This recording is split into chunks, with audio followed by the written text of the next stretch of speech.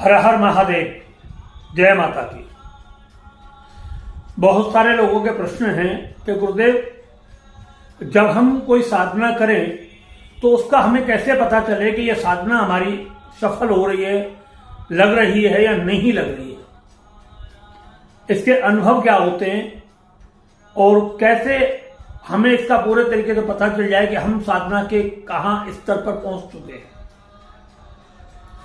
देखिए, साधना बहुत तरीके की होती है। एक साधना होती है विश्व कल्याण के लिए, एक साधना होती है अपने कल्याण के लिए, अपने कार्य सिद्धि के लिए, एक साधना होती है दुश्मन को कष्ट पहुंचाने के लिए, समाज को कष्ट पहुंचाने के लिए, एक तो सर्वहितकारी साधना होती है। आप कौन सी साधना कर रहे हो ये आपको पता होना चाहिए। दूसरी बात, साधना आप किस देवता की कर रहे हो, देवता की कर रहे हो या देवी की कर रहे हो। देवी की कर रहे हो तो किसकी कर रहे हो, 10 महाविद्याओं में से कर रहे हो या मतलब और किसी देवी की साधना कर रहे हो, या भगवान की साधना, भगवान विष्णु की, नारायण की, गायत्री मंत्र की साधना कर रहे हो। तो हर साधना का एक अपना अपना अलग अलग है और कौन सी साधना कितने जाप के बाद उसका प्रभाव दिखना शुरू होता है वो अलग अलग तरीके से होता है। जैसे गायत्री का कोई फल अगर दिखाई देता है तो 5 लाख के बाद ही दिखाई देता है, आपको पहले कुछ नहीं लगेगा। दूसरी बात, साधना के नियम के अनुसार अगर आप चल रहे हो, बिल्कुल नियमावली के अनुसार, तो आपको साधना का रिजल्ट दिखना शुरू होता है और साधना की अनुभूति होने लगती है। अगर साधना के नियमों के खिलाफ आप चल रहे हो तो आपको कोई साधना की अनुभूति नहीं होगी। आप जैसे नॉर्मल जगत में रहते हो वैसे ही रहते हो, आपको साधना का कोई फल नहीं मिलता। मिलता है, थोड़ा बहुत मिलता है, मगर वो साधना आपकी संपन्न नहीं होती। तो सबसे पहली बात तो ये है कि आप किस चीज की साधना कर रहे हो, किस देवता की साधना कर रहे हो, वो देवता किस स्तर के हैं। जैसे भगवान नारायण है, आप उनकी साधना कर रहे हो तो आपको 20 लाख साधना करनी पड़ेगी। धीरे धीरे आपके अंदर भक्ति के गुण आने शुरू होंगे, पाप से मन हटना शुरू हो जाएगा, बुरे विचारों से दूर हो जाओगे, परिवार से वैरागी की स्थिति बनने लगेगी, मोह माया से आप दूर हटना शुरू होंगे, धीरे धीरे परमात्मा के प्रति जिज्ञासा बढ़नी शुरू हो जाएगी। भगवान के प्रति कोई बातें सुनोगे तो आपकी आंखों में आंसू आने शुरू हो जाएंगे, कंठ भर जाएगा, सबके अंदर प्रभु में संसार आपको दिखाई देने लगेगा। ये भगवान नारायण की साधना का अनुभव है। इसी तरीके से गायत्री का साधना का है। जब आप 5 लाख से ऊपर करोगे तो ऑटोमेटिक आपके पाप की प्रवृत्ति समाप्त होनी शुरू हो जाएगी। धीरे धीरे आप गलत काम से डरना शुरू करोगे, आपके दिमाग में एक प्रकाश सा रहेगा, प्रकाश दिमाग में, उजाला रहेगा आपके दिमाग में, प्रकाश एक इस तरीके से रहेगा। आपको हमेशा पढ़ने की जिज्ञासा पड़ेगी, मैं कुछ पढ़ूं, कुछ सीखूं, नया कुछ सीखूं, नई नई चीजों के बारे में आपका रुझान बढ़ेगा। जो चीज आपको पीछे नुकसान करती थी वो चीज धीरे धीरे समाप्त होती चली जाएंगी, वो याद भी नहीं रहेंगी, गंदी आदतें आपकी छूटनी शुरू हो जाएंगी, क्योंकि गायत्री है।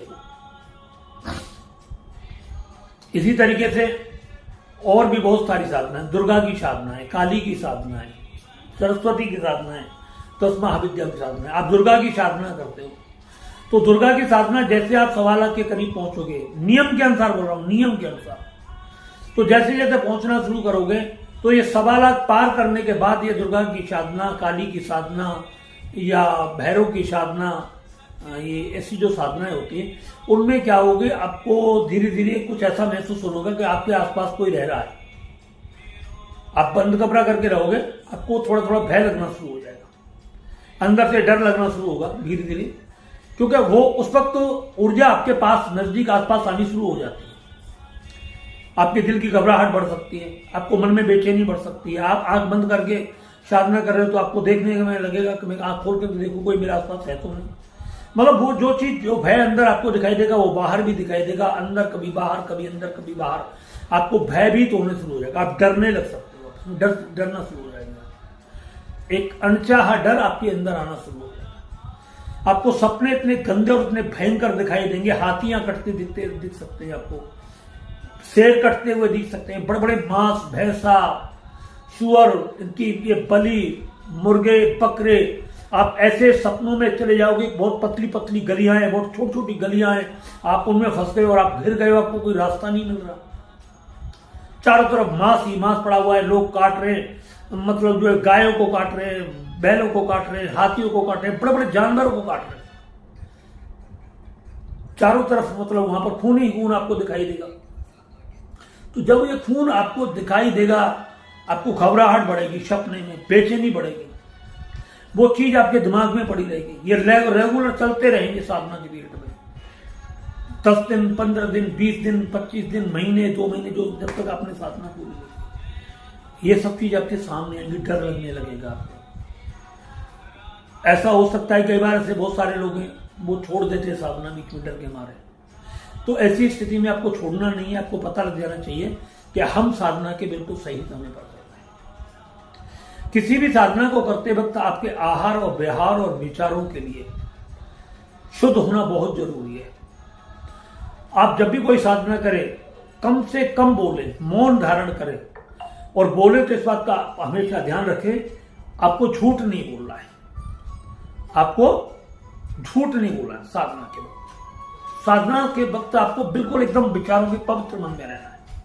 आपको घर में कलेश नहीं करना है, क्रोध नहीं करना है, बच्चों से प्यार करना है। माँ की साधना करते हो तो आपको बेटियों से बहुत प्यार करना है, छोटे छोटे बच्चों से बहुत प्यार करना है, उनको खाने की कोई ना कोई चीज आप दीजिए। तो ये आपको जब करोगे तो आपको बहुत अच्छे रिजल्ट मिलते हैं। साधना बहुत जल्द पूरी होती है। साधना के बहुत सारे नियम होते हैं। जब भी साधना करने के लिए जाओ तो राइट टाइम एक सेट कर लो, संकल्प लेकर के साधना करो, मुझे ये साधना इस कार्य के लिए करनी। कोई भी साधना आप बुरे काम के लिए नहीं करोगे, अच्छे कार्य के लिए करो, विश्व कल्याण के लिए, जन कल्याण के लिए, अपनी कार्य सिद्धि के लिए करो। मगर अपनी भी कार्य सिद्धि ऐसी हो जिसमें किसी का बुरा ना हो, अहित ना हो। क्योंकि अगर आप अहित लेकर के साधना करते हो तो बेशक साधना करते हो, कई बार आप 10 लाख कर लो, और अगर सामने वाले की साधना, उसकी पूजा पाठ कोई मजबूत है तो आपकी साधना उस वक्त काम नहीं कर पाएगी। क्योंकि वो जिंदगी भर से कर रहा है और आप कुछ साधना उसके लिए कर रहे हो, तो आपकी साधना काम नहीं कर सकती। उसके लिए साधना के अलग विधान होते हैं कि दुश्मन को या कोई ऐसी कोई चीज है तो उसको शत्रु को दंड देने का प्रावधान हमारा अलग से होता है, तो दंड विधान में आती है वो साधना है। तो ये है साधना में उचित खान पान अपना, बिल्कुल नियमित। ये नहीं आपने पूरा पेट भर के खा लिया और फिर सो रहे हैं और जाप करते टाइम में माला छूट रही है, नींद आ रही है, लुढ़क रहे हैं, तो ये साधना नहीं होती है। साधना में बिल्कुल नियमित आहार, बहुत कम मात्रा में, अल्प आहार, और बेटर होता है कि आप मतलब उसमें फलाहार ले तो बहुत ज्यादा अच्छा होता है। साधना के जितने नियम है सबको पूरा फॉलो करें, आसन से लेकर वस्त्र तक, स्नान से, पूजा से या उनसे सबसे। मूर्ति साधना का अलग प्रावधान होता है और यंत्र साधना का अलग प्रावधान होता है। यंत्र में कैसे पूजा की जाए और मूर्ति में कैसे पूजा की जाए, पूजा करने का विधान थोड़ा थोड़ा अलग होता है। मूर्ति हम डायरेक्ट देखते हैं, यंत्र बिछा देता है, तो मूर्ति की एनर्जी अलग होती है और यंत्र की एनर्जी अलग होती है। साधना को आप किसको दे रहे हो, स्वयं को ले रहे हो, यंत्र को दे रहे हो, मूर्ति को दे रहे हो, किसको दे रहे हो, या आप अपने मतलब घर को वो साधना दे रहे हो। आप साधना में संकल्प कर रहे हैं कि मैं जो साधना कर रहा हूं ये मेरे पूरे घर के लिए लगे, मेरे परिवार के लिए, जिस बिल्डिंग में मैं रह रहा हूं उसके लिए लगे। दूसरा संकल्प, ये साधना मेरे शरीर के अंदर प्रवेश करे। तीसरी साधना, मैं ये साधना अपनी मां मूर्ति जो मेरे सामने है, मैं इनके शरीर में स्थापित करना चाहता हूं। चौथा, मैं इस यंत्र के अंदर अपनी साधना को स्थापित करना चाहता हूं। तो यंत्र वाली जो साधना है वो यंत्र आप अपने साथ रखोगे तो वो साधना आपके साथ रहेगी। मूर्ति वाली साधना आपके घर में काम करेगी, घर के वाली साधना आपके घर के काम करेगी। आप परिवार के कल्याण के लिए साधना करते हो, इस साधना का प्रभाव मेरे पूरे परिवार में जाए तो वो साधना पूरे परिवार के लिए काम करती है। तो ये साधना मेरी सुरक्षा बनाए, मेरे परिवार की सुरक्षा बनाए, तो वो साधना सुरक्षा के लिए काम करेगी। तो हमेशा ध्यान रखो, देवताओं से हम जो बोलते हैं देवता उस पर काम करते हैं। हमारी तरह नहीं हम झूठ बोल देते किसी भी चीज के लिए, मगर देवताओं से आपने जो वचन दिया है, आपने वचन लिया है, वो निश्चित रूप से आपका सफल होता है। साधना के वक्त कभी भी अपने विचारों को विचलित ना होने दें। मन में सोचा एक संकल्प ले लिया, अरे यार ये संकल्प और ले लेते तो ज्यादा अच्छा रहता। जो संकल्प है उस संकल्प पर करिए। कोई भी साधना पूर्ण तो लगभग में जो आती है, मैं आपको बताने जा रहा हूं, वैसे तो हम बताते नहीं है किसी को इन सब चीजों को, 10 लाख के बाद ही सफल होती है। 10 से 11 लाख में जब जाती है उस साधना के धीरे धीरे अंश आपको दिखने शुरू हो जाते हैं। 5 लाख पर आपकी वाणी की शुद्धि होती है, आप किसी से बोलते हो वो कार्य थोड़े थोड़े पूरे होने से हो जाते हैं। कि जैसे कोई प्रेग्नेंट महिला है, उसको लड़की हो रही है, उसकी जिज्ञासा है कि लड़के नहीं हो रहे। अब आप कहीं बैठे हो और वहां वो महिला आ जाती है, प्रेग्नेंट है, और आकर के कोई कहता है गुरुजी इन पर 3 लड़की और इनकी बड़ी जिज्ञासा है, आपके एक बेटा हो जाए, और आपके मुंह से निकल गया कोई नहीं आपके बेटा हो जाएगा, तो 100% बेटा होगा। कोई व्यक्ति बीमार है, आकर के आपसे मिलाया किसी ने कि गुरुदेव इनका बेटा बहुत बीमार है और ये मतलब जो है अच्छा हो जाए, कोई ऐसा आशीर्वाद दीजिए, वो है या नहीं, अगर आपके मुंह से निकल कर ठीक हो जाएगा, जल्द आ जाएगा, कोई दिक्कत नहीं, वो ठीक हो जाएगा। तो आपके मुंह से वाक सिद्धि होनी शुरू हो जाती है।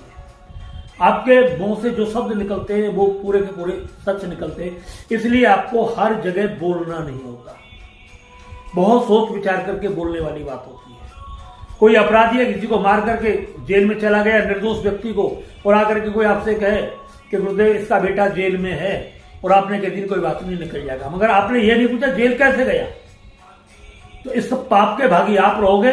वो तो जेल से निकल गए, मगर साधना का लगभग में आपका 75% भाग खत्म, वहीं पर 25% हो गए। अब आप कुछ किसी से बोलोगे तो अब आपके मुंह से निकलने वाली बातें सत्य नहीं होंगी, आपकी वाणी वहीं वहीं लॉक हो जाएगी।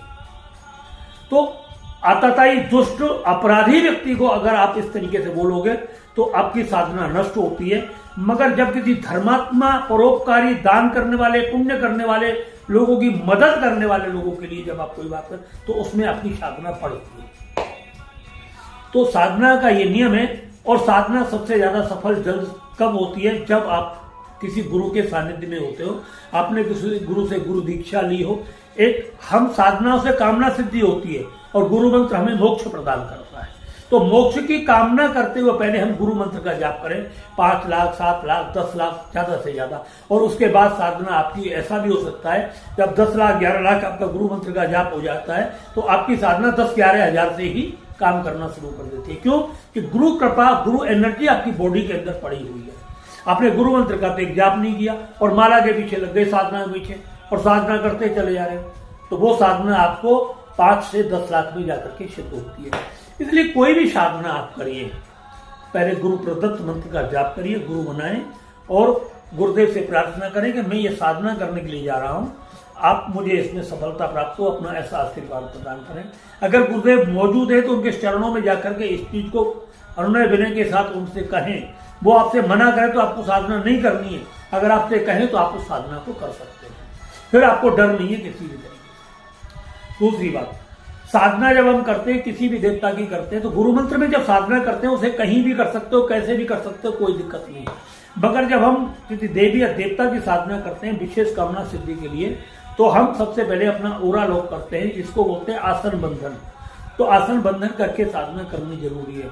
आप बगैर आसन बंधन करके साधना करते हो तो वहां पर क्या होता है, इंद्र आपकी साधना को छीन लेता है, आपसे ले लेता है, तो भी आपको साधना करने में दिक्कत आती है और आपको परेशानी होती है। तो आपको ये सब सारी चीजें ध्यान रखनी होती है साधना में। मृदुभाषी, परोपकारी, कल्याणकारी, लोगों की कल्याण की भावना, और गरीबों के प्रति दया, पक्षियों के प्रति दया, जीवों के प्रति दया। अगर आप देवी से साधना करें तो मात्र शक्ति के भाव में रख करके करें। माँ मतलब चाहे वो छोटी हो बड़ी हो, सबके प्रति मात्र भाव जागृत होना चाहिए आपके अंदर। बहन का, माँ का भाव जागृत होना चाहिए। विचार बिल्कुल भी नहीं बिगड़ने चाहिए। विचार बिगड़ेंगे, साधना समाप्त होती चली जाएगी, आप कितने भी कर लेना। साधना संपन्न होने के बावजूद भी ये विचार आपके बरकरार रहने चाहिए। साधना करते वक्त मंत्र कौन सा इस्तेमाल करना है ये गुरु बताएंगे आपको। किस साधना के लिए जा रहे हो, कौन किसकी साधना करना चाह रहे हो, किस कार्य से साधना करना चाह रहे हो, इसके बारे में आपको मतलब यूं ही नहीं ले, मतलब अपना कोई गुरु देखें जो आपको पता है। और गुरु मंत्र जितना छोटा हो ज्यादा से ज्यादा वो ज्यादा कल्याणकारी होता है, कि उसमें गलतियां कम होती हैं। मंत्र ज्यादा बड़े होते हैं, उनमें गलती होने के चांस ज्यादा होते हैं। तो आपको ये सब करना है और धीरे धीरे धीरे धीरे सब आपके, जब ये साधना बढ़ेगी आपका तेज बढ़ेगा, ध्यान रखना। और तेज बढ़ेगा, आपकी बॉडी से वाइब्रेशन बढ़ेंगे और उनकी पहचान क्या होगी, आप किसी व्यक्ति को याद करोगे वो आ जाएगा, लोग आपसे मिलना शुरू करेंगे, लोग आपसे बातें करना शुरू करेंगे। एक बार जो व्यक्ति आपके पास बैठ गया उठने का नाम नहीं लेगा। और ये सब सारी चीजें, ये सब आपके उसमें ओरा में आएंगे, दूर दूर तक से लोग आएंगे, दूर दूर तक से आपसे बातें होंगी और लास्ट में वो कहेंगे आपसे कि गुरुदेव आपसे बातें करके बहुत अच्छा लगता है, बहुत ही मन को शांति मिली, और वो आपसे बार बार बातें करेंगे। तो ये साधनाओं के लक्षण होते हैं। सात्विक साधनाओं में ये सब चीजें नहीं आती हैं। ये सब देवी, दुर्गा देवी, काली, 10 महाविद्या, ये इन सब इनमें साधनाओं में आती हैं। जो गंदे और बुरे सपने दिखते हैं, डरावने भयानक सपने दिखते हैं, अब जैसे लक्ष्मी नारायण की साधनाएं, भगवान राम की साधनाएं और सब ये सब चीजें हैं, इनकी साधनाएं।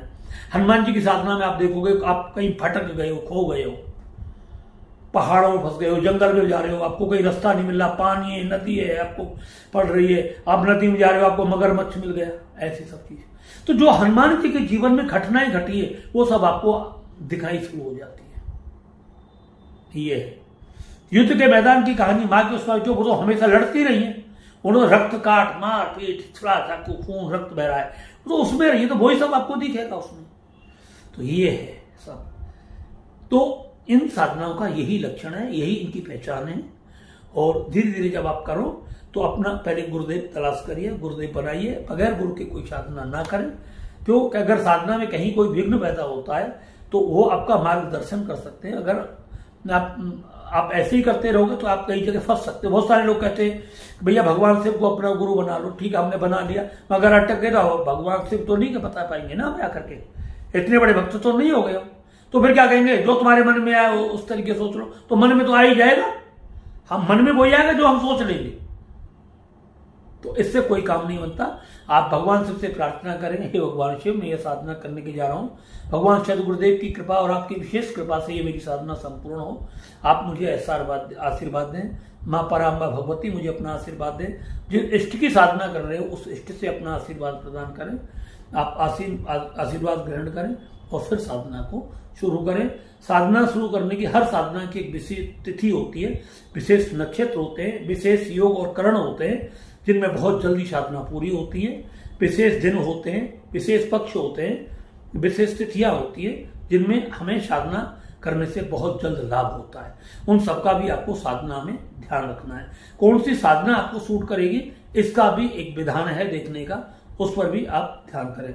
आपने वो साधना की मगर वो साधना आपकी लाइफ में नहीं है तो उस साधना को जहां 5 लाख में शुरू हो रही है वहां 25-30 लाख में जाकर के आपको उसके रिजल्ट दिखाई देते हैं। और जो साधना आपके उसमें है, आभा में है, आ रही है, तो वो साधना आपको जहां 5 लाख करने की जरूरत है वहां आपको 20-25 हजार में ही अपना प्रभाव दिखाना शुरू कर देती है। तो ये सब आपको आपके गुरुदेव बताएंगे और उनके मार्गदर्शन में ही जब आप ये साधना करोगे तो आपको ये साधना बहुत जल्द सफल होगी और कल्याणकारी भी होगी। किसी भी, मैं फिर आपसे कह रहा हूं कि साधना कभी भी गलत उद्देश्य से ना करें, जन कल्याण के हिसाब से करें, विश्व कल्याण के हिसाब से करें। और साधना में जो भी आपको अपनी कोई विशेष मनोकामना है उस अपनी मनोकामना को रखें, मगर वो सबके हित में हो, कल्याणकारी हो। इसी के साथ मतलब जो है साधना को प्रारंभ करें और उसी के साथ उसे संपन्न करें। दोस्तों अगर आपको ये वीडियो अच्छा लगा हो तो आप इसे लाइक करें, शेयर करें और मेरे चैनल को ज़्यादा से ज़्यादा सब्सक्राइब करें और लोगों तक इसे भेजने की कोशिश करें। और यही आज का मेरा वो था। विशेष आपने पूछा, मैंने बताया, जो भी गलती उसे क्षमा करें। हर हर महादेव, जय माता की।